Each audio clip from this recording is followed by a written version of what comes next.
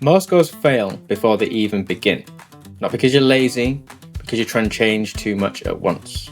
You might have long lists, loads of motivation, and then real life hits you.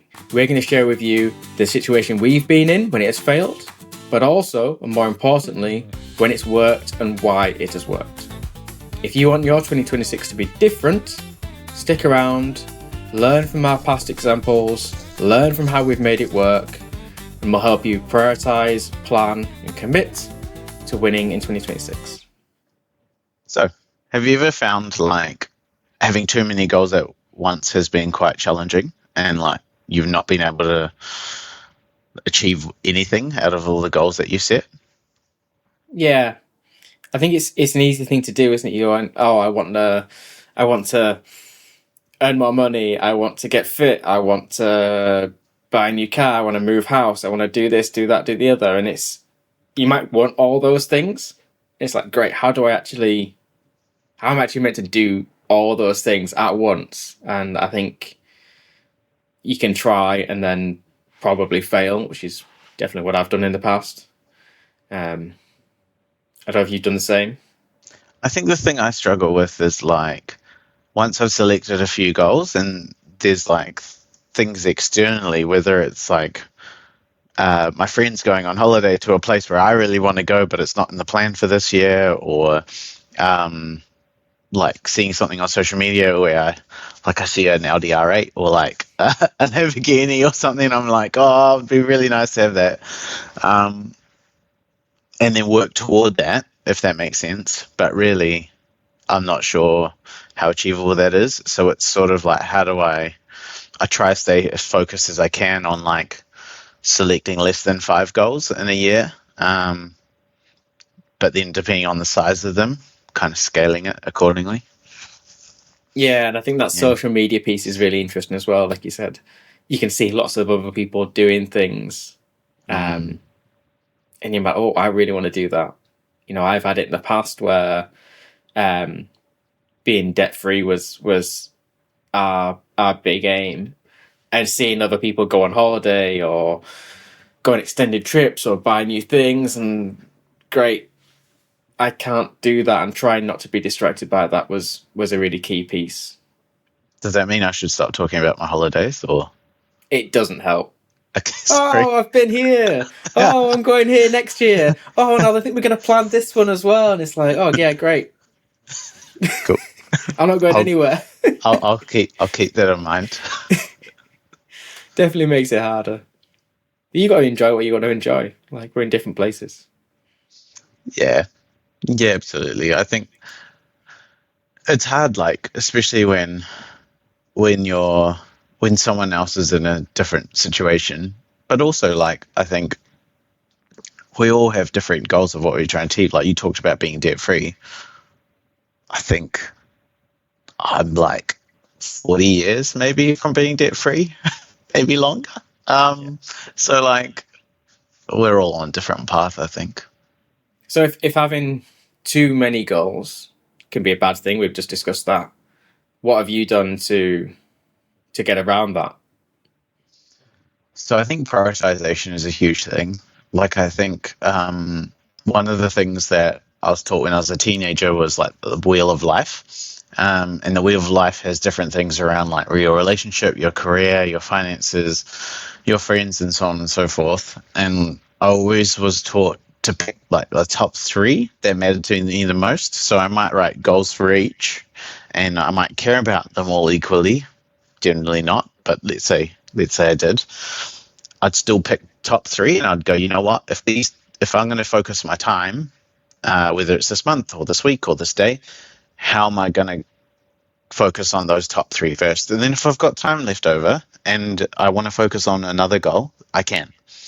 But I think what is helpful is framing it in that way. Whereas if you've got 5 things to focus on, or 10 things to focus on, or even 2 sometimes, it can be quite distracting to go, oh, do I pick the second thing or the first thing? I'm not really sure which one I should do.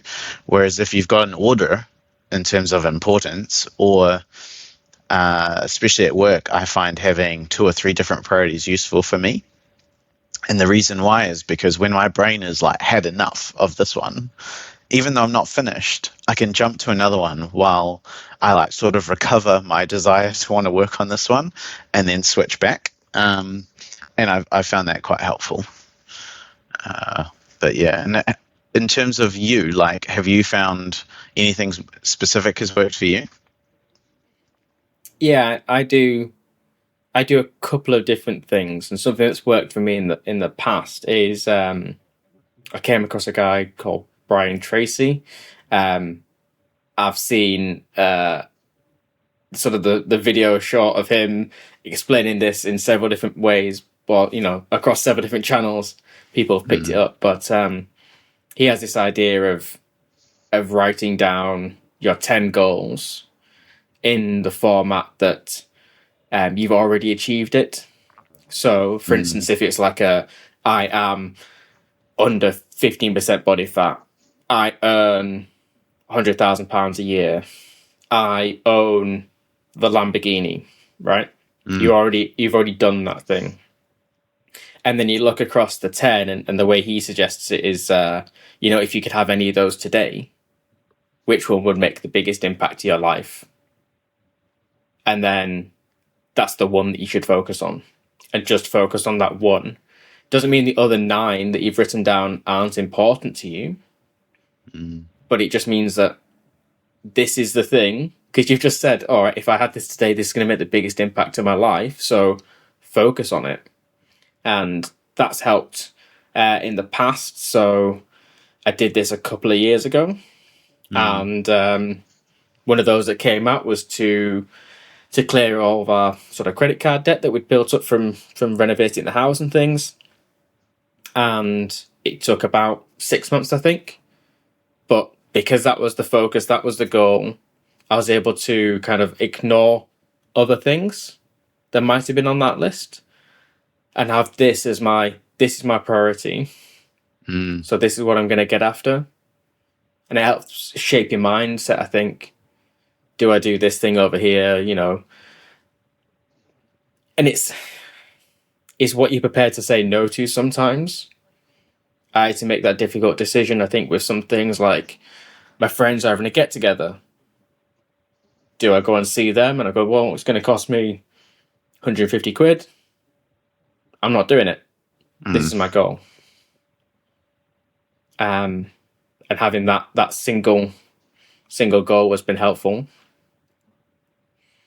So that's worked for me in the past, but it can be difficult, and I think it does rely on saying no to some stuff. Yeah, and probably having some difficult conversations with people about why you're going to say no to something. I think that's true. Like, I remember when one of my best mates at uni bet me $50, I guess, which is about what, 25 quid. That I would stop drinking for 6 months, and he met me when I was drinking my first semester. In my second semester, he bet me $50 that I couldn't, and during that semester, I said no to so many different people about going out on, because we used to go out probably every Wednesday and Friday and Saturday night.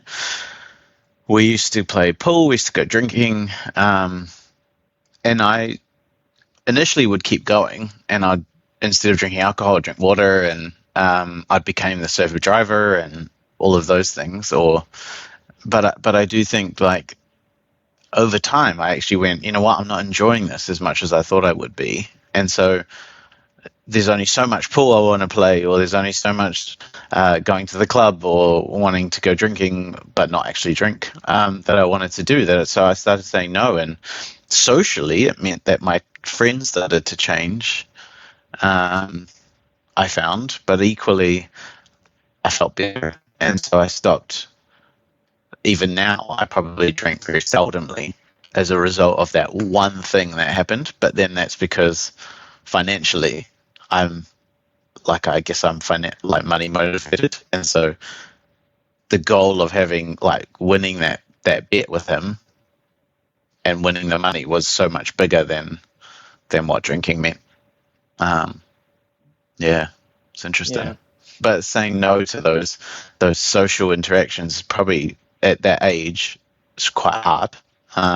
When you're trying to fit in and you're trying to, yeah, you're just trying to fit in. But now I look back in my late 30s, I'm like, did it even really matter? And the answer is probably no. It Yeah, did. again, there's a social pressure piece, definitely. Because again, I remember at university, I wasn't that fussed about, like, I really enjoyed pre-drinks, playing games, wasn't that fussed about then going out to the club. But I did, all my friends were doing it. So then I kept on drinking. And then later in life, when I was maybe, I don't know, 20, 26, 27, and we're spending time with those same friends, but we were just all at university, we just gone round to someone's house. I was still in the mindset of, I've got to drink loads. And realised actually I don't need to. I could have just as much fun with these friends without drinking all that. And this has been a little bit of a tangent on drinking and perhaps that culture of it, but I think it's again about, you're going to have different priorities at different times, and it can be really difficult, I think, when you're younger and you feel that social pressure, as opposed to when you get a little bit older. I've found, and I think you're the same, that social pressure is a little bit easier to ignore. Yeah. It doesn't mean it's going to go away. It doesn't mean that you're not going to have to, when you say no to some things, life isn't going to change.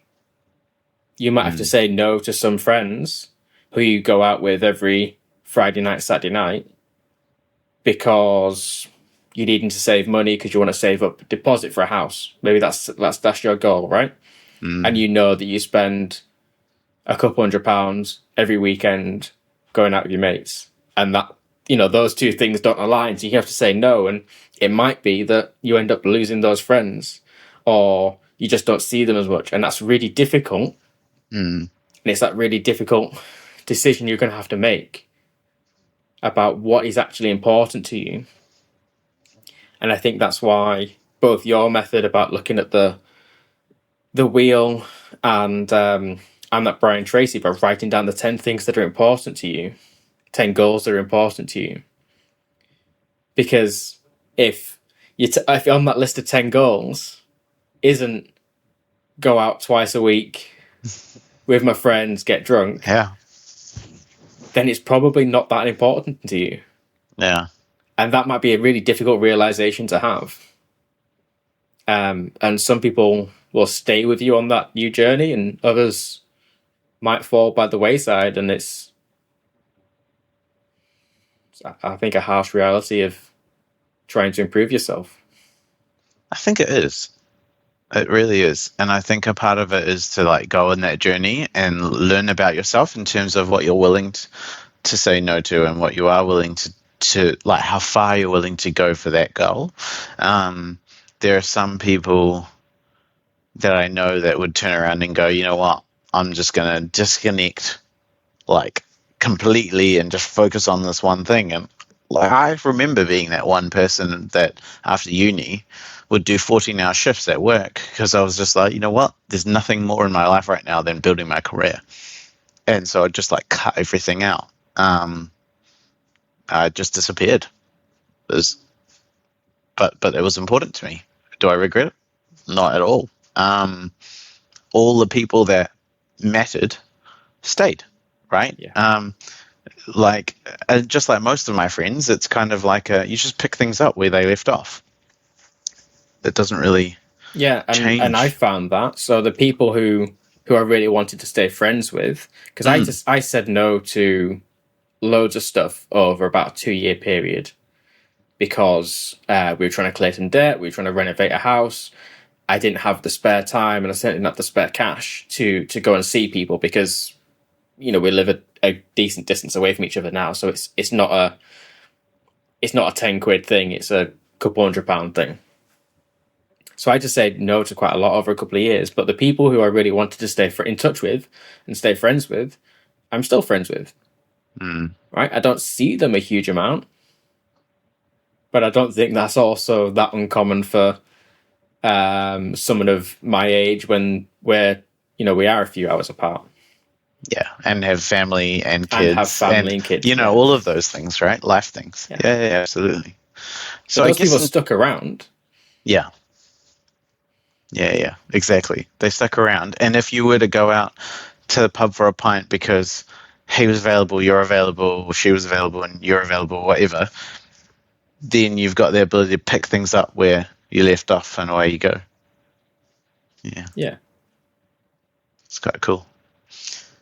So in terms of like the podcast, like saying, how has the podcast impacted you about having to say no to other things? I decided that the podcast was going to be important to me. Mm. And I looked at the spare time that I had and where I was spending it. And I made the decision to do things like, so I used to play games at least a few nights a week. Computer games. Yeah, computer games, yeah. I was like, actually, this is important to me. And I know that this is going to be a distraction if I still have the ability to play them. So I deleted everything off my computer. I deleted all my games. So even if I wanted to play one evening, I'm like, actually, I can't without re-downloading it. That's an extra blocker in my way. What I should really be doing is editing or research or whatever, or taking that time and spending time with my wife, because I've been spending the previous 5 nights working on the podcast. So I think it's saying no to stuff. It's going, well, this is your priority, so you should be working on it. And it's interesting because we are recording this just before the end of the year, and we wanted to have a little bit of a look back at what's worked for us and what hasn't worked for us with the podcast, and have a look at what the goal is for us going forward. And Ash suggested using a Miro board, which people may or may not have come across, but it's just a tool for sort of making notes and framing a conversation about, certainly the way we used it was to look at what had worked well, what had not worked so well, what we wanted to change, what ideas we've got, and what we're appreciative for. I think were the 4 things we looked at. To look back, and looking at those things was able to help us to look at where we want to be in 12 months' time. And whilst that's worked for us in this podcast, it might also work well for someone in a relationship to have a look back maybe at the last year and go, actually, what do we want to keep on doing? What's worked really well? What do we need to change? And what were we appreciative for? And maybe what ideas we've got for the next 12 months. So I think it can work in a, I'm not sure I'd call this podcast a business yet, but more of a business setting, and also more of a personal setting. And maybe looking back over the last 12 months or the last 6 months or whatever might help you now in January looking at the next 12 months. Where do you want to be? And I think that's definitely helped my mind around what we should be getting after with the podcast. And we came to the realization that our single goal, or our primary goal, if you will, was to reach 5,000 subscribers. And it'd be great to have you on that journey and have your support. So if you want to help us get after our goal, then please do subscribe, and we'll get to 5,000. We'll keep on pushing, hopefully, good content out for you. Ash, you've used that method before, I think, in a personal way. Yeah, so I think I know that I've spoken in previous episodes around, I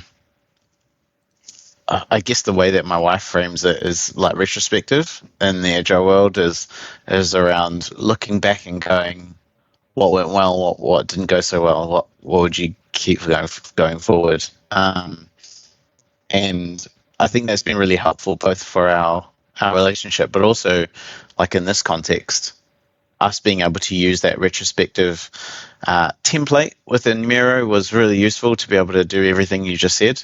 And then using the lean coffee template to go, okay, what are the extra things we want to throw in there, which don't fit into the Miro's retrospective template, because that's more looking back. Whereas lean coffee is like, what are the things we want to talk about now? It was really sort of like a parking lot, actually, if you've come across that term in meetings and in work life, to be able to prioritize like how you have a conversation and what you want to talk about. And so when, for example, my wife and I did our draft budget for next year, we followed more like the lean coffee way to go, well, what are the things that are important to us? Let's put them all down, and then we'll prioritize how do we want to talk about those things, around the budget being the primary focus.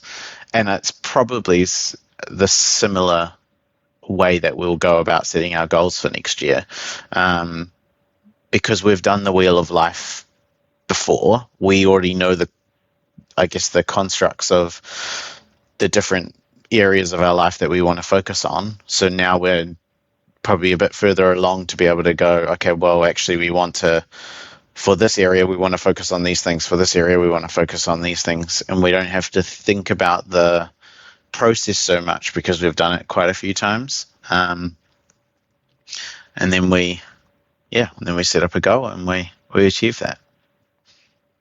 And I think it's great to do this if you have a partner. It's great to discuss your goal with them, because it might mean that when we talked about having to say no to some things, that might impact them. Yeah. So if you have a goal to reach a certain weight or a certain body fat, for instance, to achieve that might mean that you are going to have to get up early and go to the gym, or go to the gym on an evening, for instance.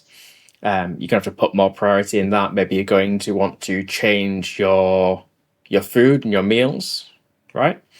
And that's probably going to impact them, because you're going to be away from home a bit more in the gym, or you're going to do some shopping differently. You don't want so many snacks in the house, right? That's a conversation that's going to impact them. So when you're setting these goals, do have a think about the people that it might impact, and, discuss it with them. Explain why it's important to you and what support you might need from them to make sure that actually you achieve this. Yeah. I think if you're single, though, just go at it. Yeah.